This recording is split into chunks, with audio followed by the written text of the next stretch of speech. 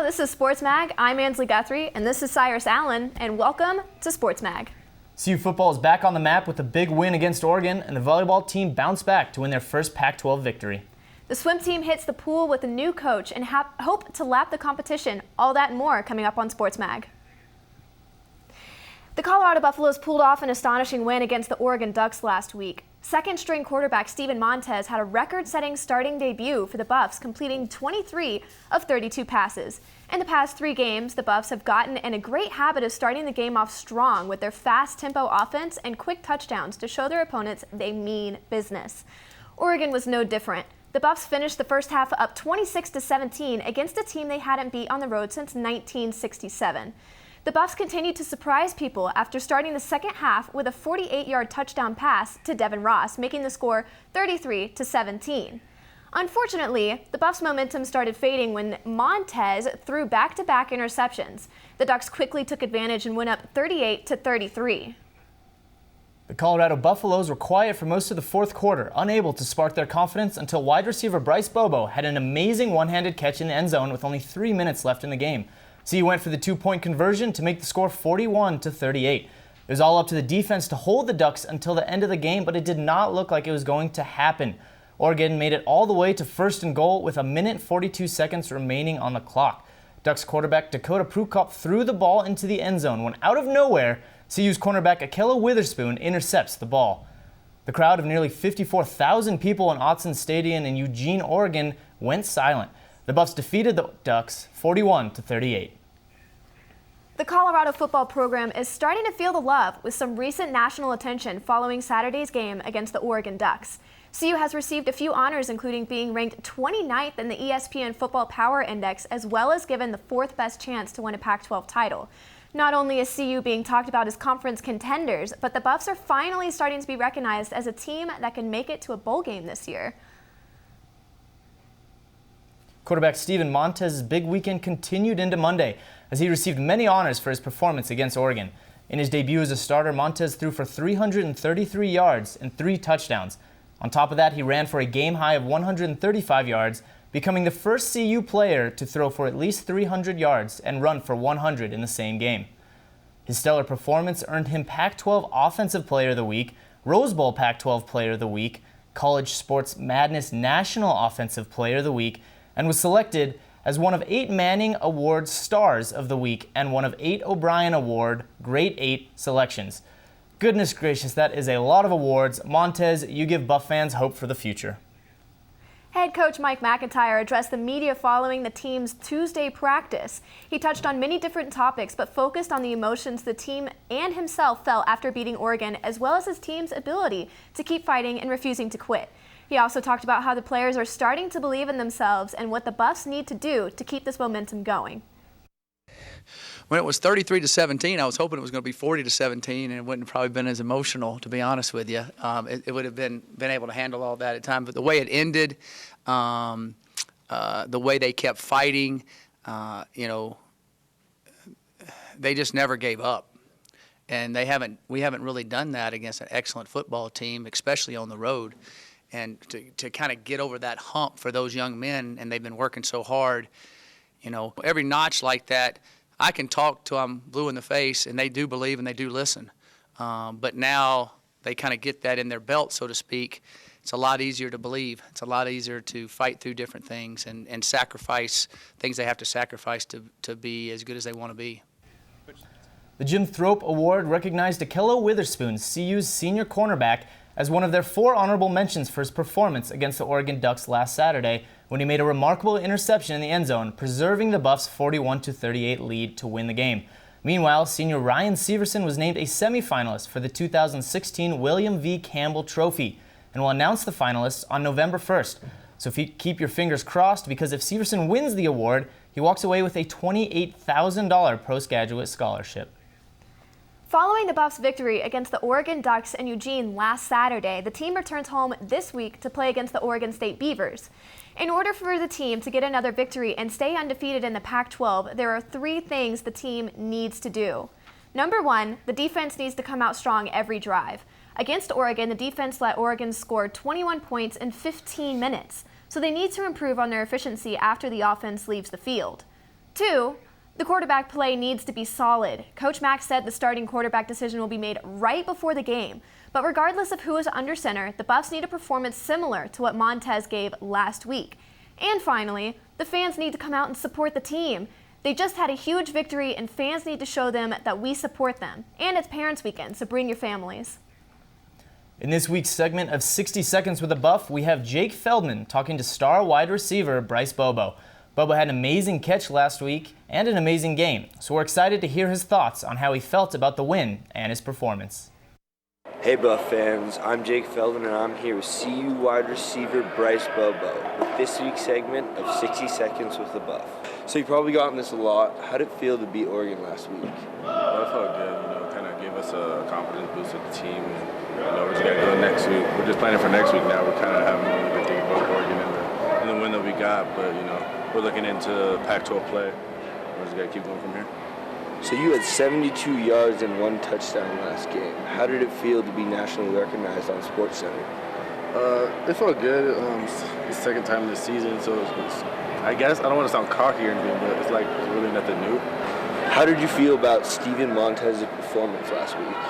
Steven did awesome. He stepped up as a leader and he made plays when needed to, and he got nationally recognized for it too within the Pac-12 and stuff like that. And lastly, what's your favorite thing about Boulder? Favorite thing about Boulder? I say my homies and all that is out here. They make it a good atmosphere for me. I'm Jake Feldman with CU Sports Mag. Have a good week. Back to you at the desk. Stash that phone, tablet, or laptop, because we're digging deep into the record books for this week's trivia question. If we've said it once, we've said it 1,000 times. The football team is looking much improved this season, and in fact, they've scored a touchdown on their very first possession in all 4 games this season. So this week, we're asking, when was the first time the Buffs accomplished this feat? Stay tuned, and we'll have that answer for you at the end of the show. Well, you have a whole break to figure out that answer to that trivia question before we come back with some more sports news. And right after the break, we have Man on the Street with Tessa Diestel and Rachel Robinson, who had people show them their touchdown dances. So you're not going to want to miss that. We'll be right back.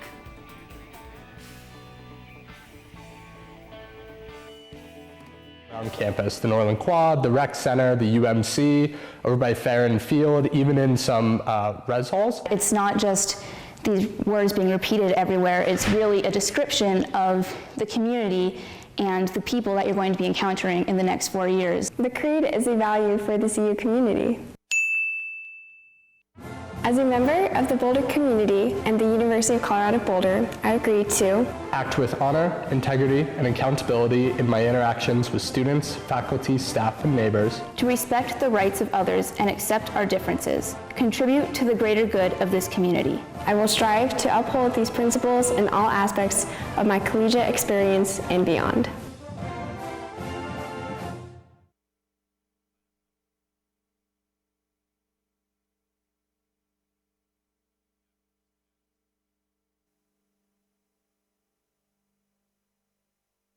Morning, Gary. We are GetSchooled.com. You want a college education, don't you? You know you do. Yeah, but I don't know where to start. That's why we're here. We're free, handsome, I think we're breathtaking. and here to guide you through every step of the way, starting with attendance. Gary, financial aid forms. Biology homework, G. I got this. Is that Bran?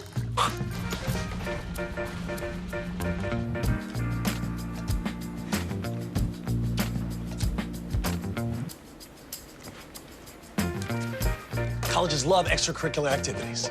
Chess really isn't my thing. I got this. Doesn't matter. Go ahead. Picking a college, man. You and us go together like tacos and Tuesday. And I love tacos. Fire and ice. Those don't really go together. Go to GetSchooled.com for more info. So we know you all have a little celebration dance that you do when the Buffalo score a touchdown. Well, you're not the only one. Tessa Diestel and Rachel Robinson caught up with some students on campus and had them do a little jig. So take it away, girls. Hey CU sports fans, I'm Tessa Diestel. And I'm Rachel Robinson. Welcome to this week's segment of Man on the Street. We're here in Norland Quad to talk to students about the big victory over Oregon this past weekend. So did you watch the football game on Saturday? I sure did. That was a great win. I did not, no. Yes. Of course. I sure did. Do you know the score of the game on Saturday? Yeah, we absolutely blew out Oregon. 41-38. I know we won. Yeah, 41-38, I believe. I believe it was 40-30 something, but I know CU did win. That was close. 41-38, and CU did win. Do you know the last time that CU beat Oregon in a football game? I'm going to go with 2000, maybe 4. No idea. Before I was born, probably. Isn't it like a decade ago? I do. It was 1998. Montez played in the Oregon game. So what's your opinions about Lou Fau and Montez? Who do you think should stay in? I think as far as next week goes, I would say Montez maybe should play. I think it would be good to give Lou Fau another week to kind of rest up. Montez, if he keeps proving himself, I think he'll, maybe stir up the pain a little bit. Sefo, I feel like because he's still like more well-versed with like the receivers and like the team and everything, that he should still be the one to be like the starting. Also, it's his last year. Montez will have his chance to. I think he stepped up great. I think Sefo, when he comes back, should definitely still get playing time, and Montez should still get reps as well. I think they should just try to make it a dual quarterback offense. What would your touchdown dance be? I don't know, just Probably something like this. That's all we have for you for this edition of Man on the Street. I'm Tessa Diestel. And I'm Rachel Robinson. And this is our touchdown dance. Back to you at the desk. CU women's volleyball team is killing it, quite literally on the courts. The Buffs faced off against the Arizona Wildcats last weekend and picked up their first Pac-12 win of the season when they narrowly defeated the Wildcats 15-9 to clinch the 5th tie-breaking set. Junior Gabby Simpson nailed 22 kills, while fellow junior Jocelyn Hayes made 11. The win makes CU 1-1 in the Pac-12 and 9-3 overall. We'll see how the ladies fare when they take on USC Trojans tonight at 8. The volleyball team moved down 4 sports in the latest AVCA Division I coaches poll from 16th to 20th after losing to Utah at home in 5 sets last week. Colorado was one of 8 Pac-12 conference teams in this week's poll, with Washington ranked the highest at 6th and Utah at 25th. The volleyball team is hosting 23rd-ranked USC tonight starting at 8 p.m. and then will host 12th-ranked UCLA Sunday at 12 p.m. Hopefully they are able to improve their home record to 8-1 for the season. Taylor Korniak's late goal against the Washington State Huskies not only gave the soccer team their 7th win on the season, but their first win in Pullman, Washington. It was also their 5th straight win for the team. But it doesn't end there. It was also the team's 200th win in school history. Korniak, a freshman, was playing in her first Pac-12 match and scored in the 89th minute to give the Buffs the victory in Pullman. Now in their 21st season, the Buffs have an overall record of 200 wins, 176 losses, and 43 ties. The CU soccer team took a 5-game win streak to them with Arizona this weekend. After defeating Washington State 1-0 last week in Boulder, the Buffs, who are 7-3 overall, faced off against Arizona Thursday night and will play Arizona State Sunday night in Tempe. The Wildcats came into Thursday's game 5-3-1. The Sun Devils came into Sunday's game with a 5-3-0 record as well. Good luck to the women in sunny Arizona. 2 female athletes are being honored this week for their great performances in soccer and volleyball. Those girls are Jalen Tompkins and Gabby Simpson. Tompkins made 7 saves to help the Buffs soccer team to a 5-game win streak, including their Pac-12 opener versus Washington State. Gabby Simpson is filling the stat sheet with back-to-back triple-doubles in volleyball in conference play versus Utah and Arizona. It's time for us to take another break, but you better not be pointing that remote at the TV to change the channel right now. That's right, because after the break, we're going to get an inside look with Bobby Galen at the CU Club Swim Team and how they're doing with a new coach this year.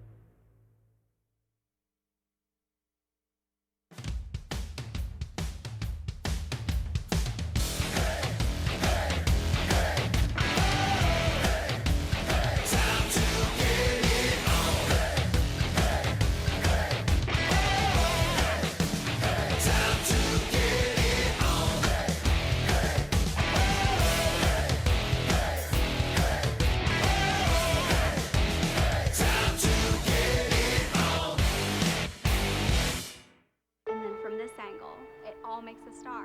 I'm a teacher. Let me tell you what I make. I make learning a privilege, not a chore. Show up And frustration, a tool, not an obstacle.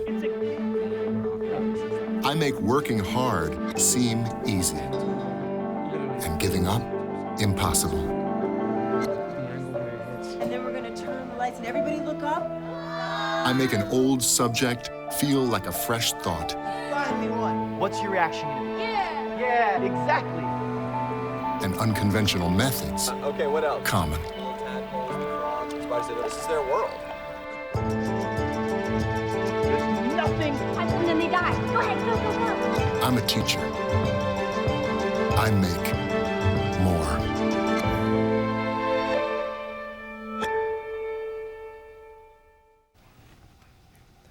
CU Olympians Emma Coburn and Jenna Simpson will be honored this Saturday for both earning bronze for cross country in Rio.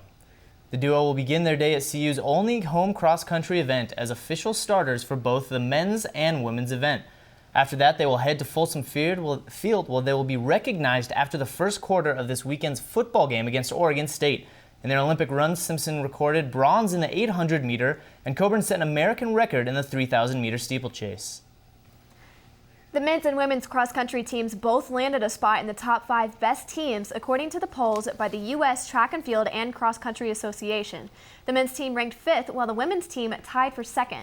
The women's team has ranked in the top 3 all season and came back from a drop to 3rd place after scoring 345 points, giving them 3 first-place votes. The men's team tied for 5th this week with Arkansas after taking 299 points, handing them their first-place vote of the season. CU hosts the 31st Annual Rocky Mountain Shootout Saturday, October 1st. SportsMag's reporter Bobby Galen spent some time with the CU club team, learning all their ins and outs of the team with their new coach. Even with the new coach, the team is just as tight-knit as ever. But I don't want to give too much of it away. I'm going to send it over to Bobby. Hey Buff fans, this is Bobby Galen for CU Sports Mag. If I told you that CU Sport has won 6 consecutive national titles between 2011 and 2015, who would you guess?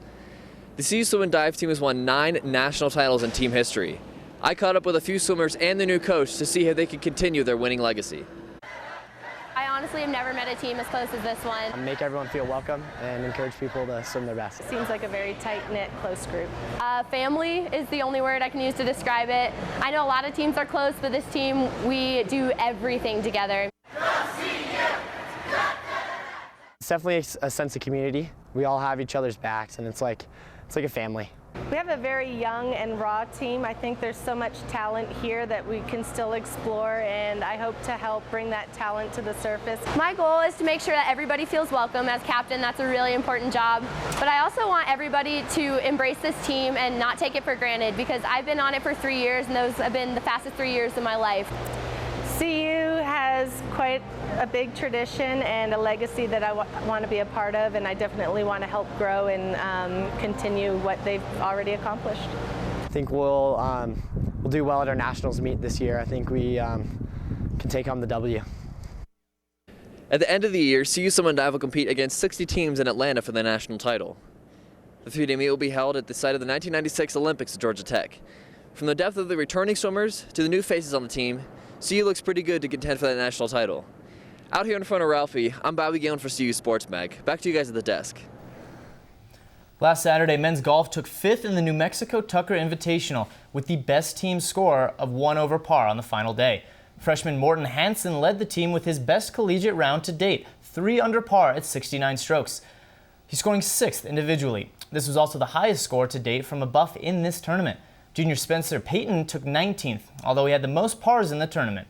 Head coach Edwards said the tough field will give them momentum heading into next match. Men's golf wrapped up the 7th annual Mark Simpson CU Invitational with a win on Tuesday. The day started with a 5-shot lead over Utah and a 7-shot lead over Wyoming, and ended with a close lead of 20 under par, 844 strokes, with Wyoming taking second at 845 strokes. Freshman Morton Hansen tied for 4th individually with a 7 under score of 209, while senior Ethan Freeman tied for 7th with a score of 210. The team will return in 2 weeks to participate in Denver's Paintbrush Intercollegiate Tournament.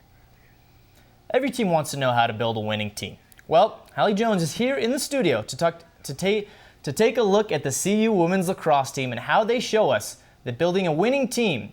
So without further ado, I'm going to take it over to Hallie and tell us about the process of a winning team. Hey Buff fans, I'm Hallie Jones, here to give you this week's Buff Banter. Building a Division I athletic program from scratch is a difficult task. It involves the process of hiring a head coach, building new facilities, and creating new traditions that will become the trademark of the program. In the case of the CU women's lacrosse team, the process hasn't been easy, and it's far from over.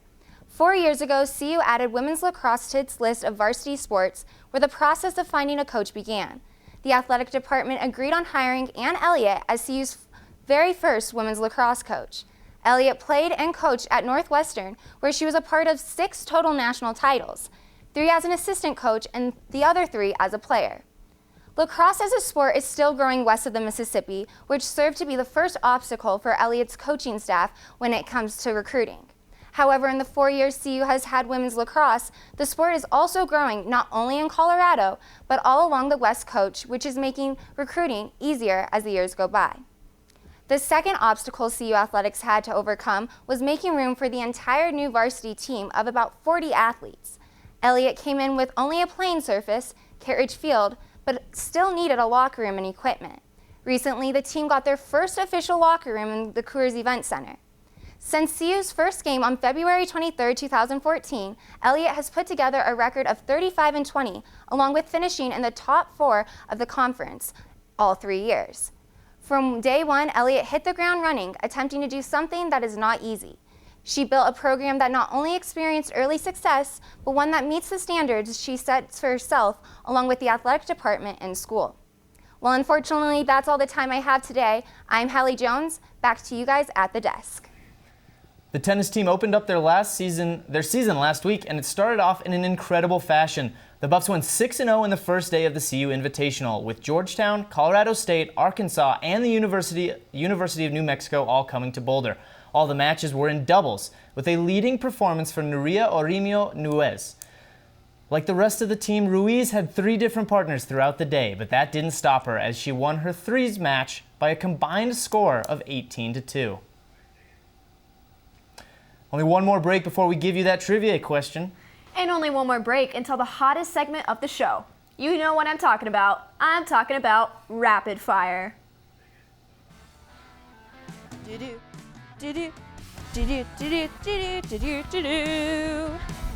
Rapid Fire's up next with me, Christine Lambert.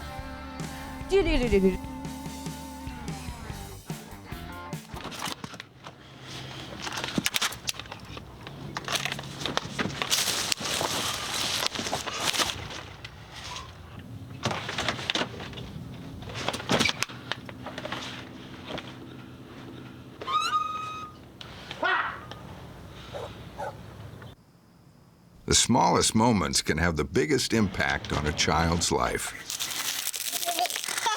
Take time to be a dad today.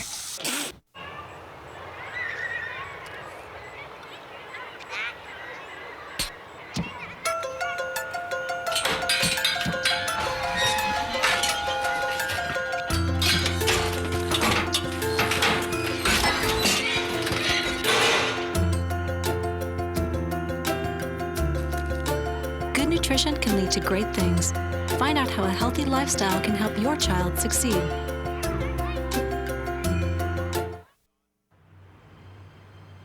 This house was almost saved from a fire that was almost put out by neighbors who almost volunteered.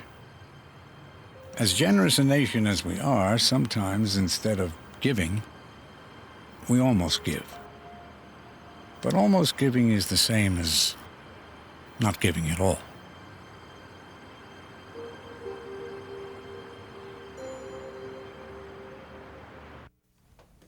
Oh, those boys are much too much.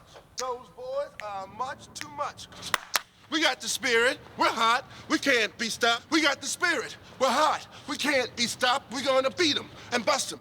Beat them. The smallest moments can have the biggest impact on a child's life. Let's get a little bit rowdy. R-O-W-D-Y. Take time to be a dad today. Oh, those boys are much too much. Those boys. CU will host the only home cross-country meet of this year. This Saturday, the 31st Rocky Mountain Shootout will feature a men's 8K and a women's 5.8K. The races will include division and non-division athletes from UNC, Western State, the Colorado School of Mines, and more. The athletes will be scored separately, resulting in 2 champions per gender group.